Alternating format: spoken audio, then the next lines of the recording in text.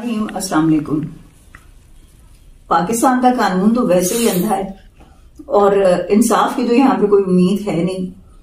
बड़े खुश हुए थे सब लोग कि पाकिस्तान तहरीक इंसाफ को जो है जलसे की इजाजत दे दी गई है, वर्कर कन्वेंशन की इजाजत दे दी गई है, लेकिन ये अंदाजा नहीं था कि बर्बरियत की इंतहा ये होगी कि एक तरफ तो 21 तारीख को एक मफरूर इश्तेहारी चोर भगोड़े को जो है वो रियासती प्रोटोकॉल के तहत जो है वो लाया गया, उसको हमारे उस मुजरिम को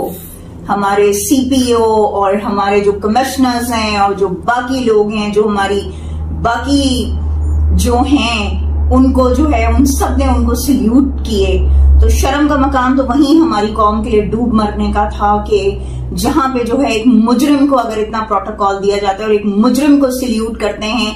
वर्दी में लोग, तो इसका मतलब है कि हमारा मुल्क जो है वो वाकई में अंधे कानून और काले कानून की जो है वो उसमें घेरे में हिसार में जो है आया हुआ है। तो वो तो तयशुदा बात थी, लेकिन ये अंदाजा नहीं था कि पाकिस्तान तहरीके इंसाफ के वर्कर कन्वेंशन का इतना खौफ है कि कोई कम अज कम जो है 3500 या इससे भी ज्यादा के करीब पुलिस जो है वो सिर्फ उस एक स्पॉट पे थी कि जहां पे वर्कर कन्वेंशन था। बाकी तो जो उन्होंने इर्द गिर्द के दाखिली और खारजी उसमें जो है जो उन्होंने पुलिस लगाई थी वो बिल्कुल अलग है। और अफसोसनाक बात यह है, जबर और फस्तायत की इंतहा ये है कि इन लोगों ने वहां पर वर्कर्स को ना सिर्फ मारा, वर्कर्स को जो है वो 200 के करीब हमारे वर्कर्स जो है उन्होंने अरेस्ट किए। तो वो तो चले वर्कर्स से पाकिस्तान तहरीक इंसाफ के, उनको आपने अरेस्ट किया, उन सहाफियों का या उनका क्या कसूर था कि जो वहां पर कवरेज के लिए आए हुए थे, सिर्फ इसलिए कि आपकी बर्बरियत और फस्तायत जो है वो कौम को ना दिखा सकें, वो दुनिया को ना दिखा सकें, आपने उनके कैमरास तोड़े, आपने उनको पकड़ के जो है वो जेलों में बंद कर दिया। अभी भी वो तीनों सहाफी जो हैं वो आपके पास वहां पे जो है वो मौजूद हैं, जेल में मौजूद हैं, आपके थाने में मौजूद हैं। आप उनको सिर्फ इसलिए नहीं छोड़े कि उनके पास वो वीडियोस मौजूद हैं जिनमें आपके खिलाफ सबूत हैं कि आप लोग जो है क्या पाकिस्तान तहरीक इंसाफ के लोगों के साथ कर रहे थे। शर्म का मकाम है आपके लिए। आप हमारे मुहाफिज हैं, आपकी हम इज्जत करते हैं सबकी,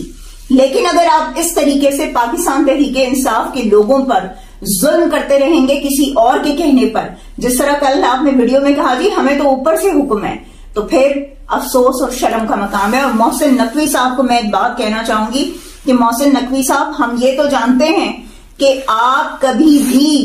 किसी के लिए इंसाफ नहीं कर सकते और आप कभी भी किसी मजलूम इंसान की जो है वो दाद रसी नहीं कर सकते, मगर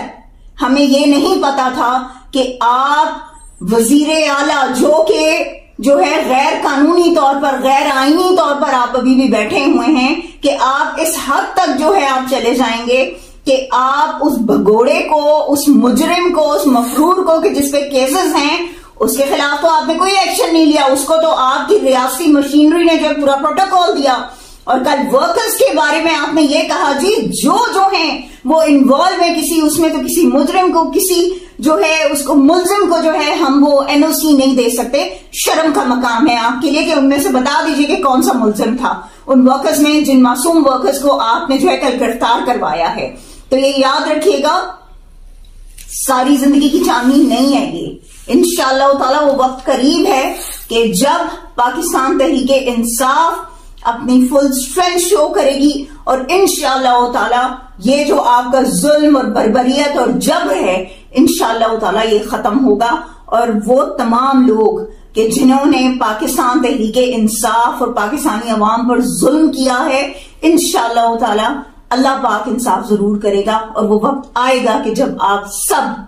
माफिया मांगेंगे लेकिन आप लोगों को माफिया नहीं मिलेंगी। अल्लाह ताला आप सबका हामी और नासिर हो। और हमें फख्र है अपने वर्कर्स पे कि जिन्होंने कल ये इनिशिएटिव लिया। We are proud of our team. Pakistan जिंदाबाद, इमरान खान पाइंदाबाद।